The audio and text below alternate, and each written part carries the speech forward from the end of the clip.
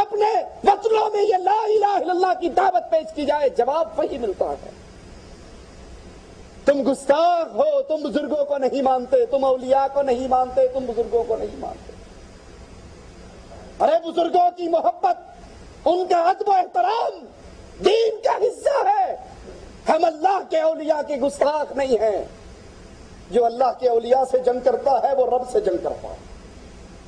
شرط ہے کہ وہ ولی اللہ ہو، لسوڑی شاہ اور مسوڑی شاہ نہ ہو، گھوڑے شاہ نہ ہو، تیتر شاہ اور بٹیرے شاہ نہ ہو، وہ پیر پگاڑا نہ ہو جو سال میں ایک مرتبہ اپنے چہرے کا دیدار کرواتا ہے اور اس کی پجاروں گزرتی ہے تو اس کے حر مرید اس کے پجاروں کے ٹائروں کے نشانوں پہ سجدہ کرتے ہیں۔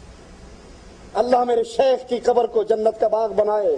بدیع الدین شاہ راشدی رحمت اللہ علیہ فرماتے ہیں ایک مرتبہ ہمارے خاندان کا اجتماع ہوا۔ پیر پگاڑا شیخ بدیع الدین شاہ راشدی کا فرسٹ کزن تھا۔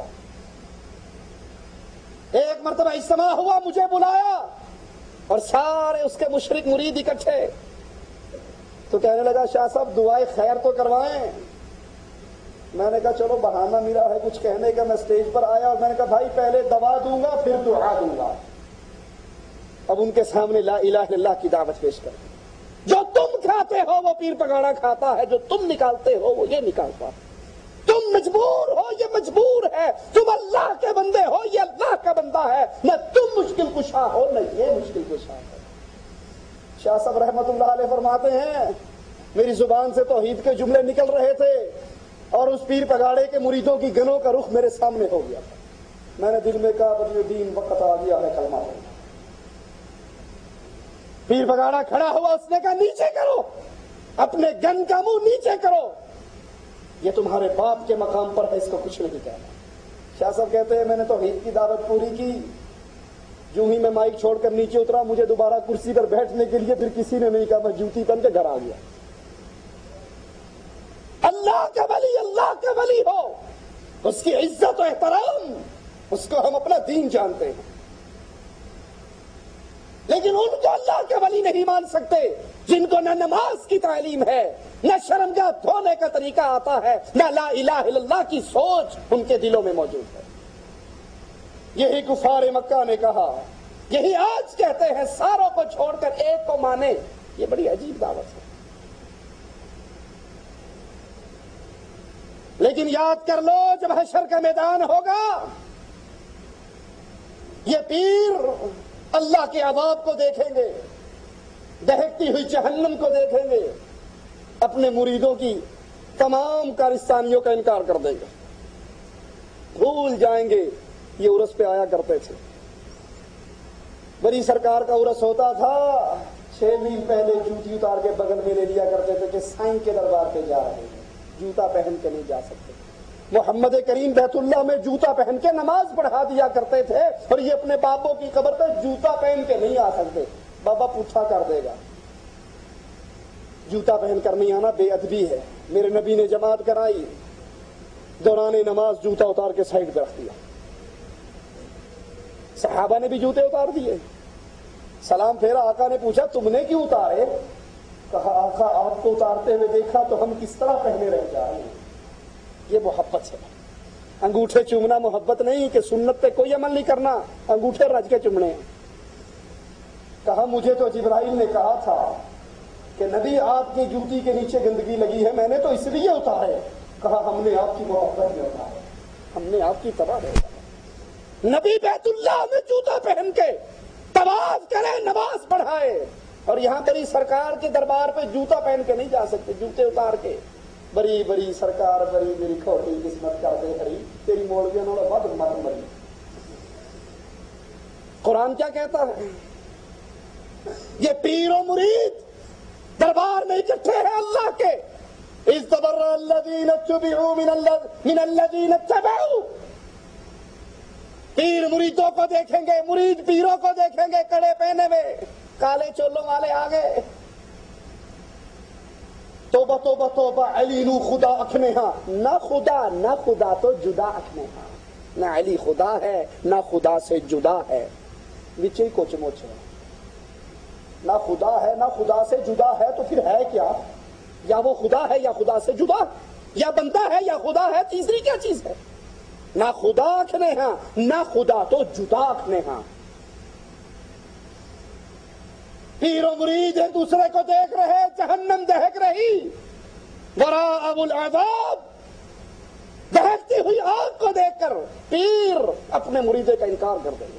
ہم نے نہیں کہا تھا، علی کہیں گے، عیسیٰ کہیں گے، اللہ پوچھے گا عیسیٰ سے انت قلت للناس، تو نے کہا تھا مجھے اپنا اللہ کا بیٹا سمجھنا؟ علی کہیں گے اللہ میں نے ان کو نہیں تعلیم دی کہ یا علی مدد کے نعرے لگانا۔ اللہ کے اولیاء جھوٹے ماننے والوں کی عبادت کا انکار کر دیں گے، کہیں گے مالک ہم نے نہیں کہا تھا ان کو دربار بنانے کا، غازی علمدار کا جھنڈا نکالنے کا ہم نے نہیں کہا تھا، تعزیے نکالنے کا ہم نے نہیں کہا تھا۔ پھر مرید جب یہ باتیں سنیں گے کیا کہیں گے؟ وقال الذین اتبعوا، 2 رکعت نماز انہرا، جو حال امام دا وہی میرا، دنیا میں جو مرضی قرآن سنا دو، حدیثیں سنا دو، سانو پتہ تسی وہابی ہو، تسی نہیں ماننا۔ ارے بھائی وہابی بھاڑ میں گئے، ہم تو قرآن کی آیت پڑھ رہے ہیں، وہابی بھاڑ میں گئے، ہم حدیث محمد پڑھ رہے ہیں صلی اللہ علیہ وسلم، نہیں مان لی۔ لیکن جب وہاں اپنے پیروں کے جملے سنیں گے تو تڑپیں گے، آواز لگائیں گے لو ان لنا کرہ، اے کاش ہمیں بھی واپسی کا موقع مل جائے، جیسے ان پیروں نے ہماری ساری محنتوں پر پانی پھیر کے ہم سے رشتے توڑ لیے، ہم دنیا میں جا کر ان سے رشتے توڑ لیں، لیکن اس وقت کاش اور رونے پیٹنے کا فائدہ نہیں ہوگا۔ شرک کرنے والے اور جو شرک کرواتے تھے اپنی کتابوں میں لکھ کر جاتے تھے میرے مرنے کے بعد 12 من بوندی لا کے میری قبر پہ بانٹنا، 12 دن میری قبر پہ رہنا تاکہ ہمارا آپس میں انس اور پیار محبت ہو جائے، میں اندر تھلے پیا پیا پریشان نہ ہوا۔ اعلیٰ حضرت بریلوی صاحب لکھتے ہیں ملفوظات میں کہ جب بھی قبرستان جاؤ 35 سے ہو کر آیا کرو تاکہ مردہ سیدھا پڑا سامنے دیکھ لے کون آئندے ہے، پیچھے سے نہ آیا کرو، انہوں تو ان مروڑ کے دیکھنا پڑا کون۔ مردے کی گردن ویسے مٹی کھا جاتی ہے تو وہ بیچاری ہڈی موڑے گا تو ٹوٹ جائے گی۔ پیر ان مریدوں کے منکر، اور مرید کہیں گے کاش ایک مرتبہ ہمیں دنیا پہ جانے کا موقع مل جائے، جیسے پنجتن پاک تم نے دامن چھڑایا ہے وہاں جا کے ہم بھی چھڑائیں۔ كذلك يريهم الله اعمالهم حسرات عليهم، اللہ کہتا ہے میں ان کے اعمال، ان کے کرتوت جو دنیا میں کر کے گئے حسرتیں بنا کر ان کے سامنے پیش کروں گا۔ دنیا میں ان کے اعمال، قبروں پہ عرس بھی ہو رہے ہیں، یہاں بیت اللہ شریف کو غسل دیا جاتا ہے، غلاف چڑھایا جاتا ہے، دیکھا ہے یہ منظر نہیں دیکھا؟ بیت اللہ شریف کا غسل دیکھا ہے؟ اور وہاں ہمارے شریف صاحب 2.5 من ارکے گلاب سے بابا حجویری کی قبر کو غسل دیتے۔ اگر بیت اللہ کا غسل ہے تو حجویری کی قبر کا غسل ہے، اگر بیت اللہ کا غلاف ہے تو یہاں داتا کی چادر جا رہی ہے، بابا کی چادر جا رہی ہے، اجمیر والے کی چادر جا رہی ہے، خواجہ کی چادر جا رہی ہے۔